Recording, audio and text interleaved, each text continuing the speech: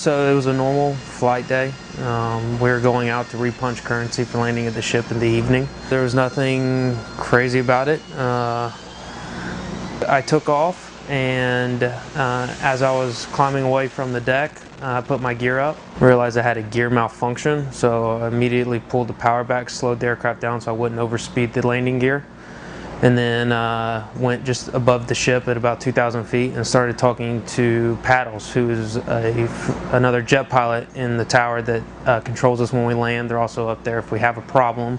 They're a book reader. They help us walk through the situation since we're a single piloted aircraft. For a while I flew by the ship, did an approach at 300 feet so he could see my landing gear and give me an idea of what was going on, and determined that my nose gear did not come back down.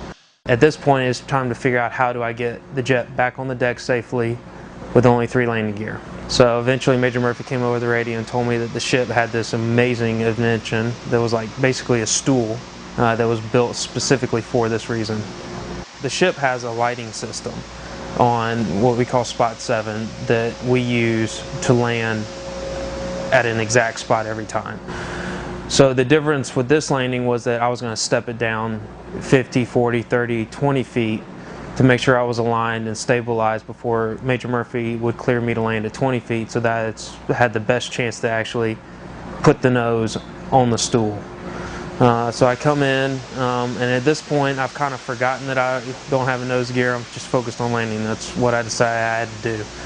So I'm at 20 feet stabilized, and I can't see the stool. I don't even know it's there. I didn't see it coming over the end of the ship. I looked for it. I remember looking for it and thinking, oh boy, this is going to get interesting.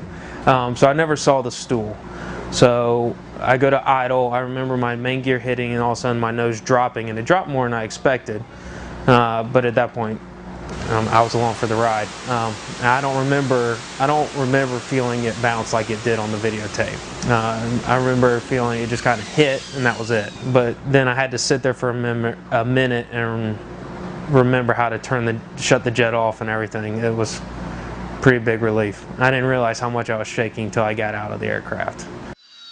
The most interesting part, looking back at the video and watching the video, was I didn't realize that nobody was on the flight deck when I came over to land in case something went wrong, went bad. That was neat, having everyone come out and congratulating me and stuff. It was a little overwhelming at first. For a moment I just wanted to catch my breath. We pride ourselves at landing on the ship perfectly like this, in the same spot every time, and doing the same thing over and over again. But there's no way to train to land in this kind of situation.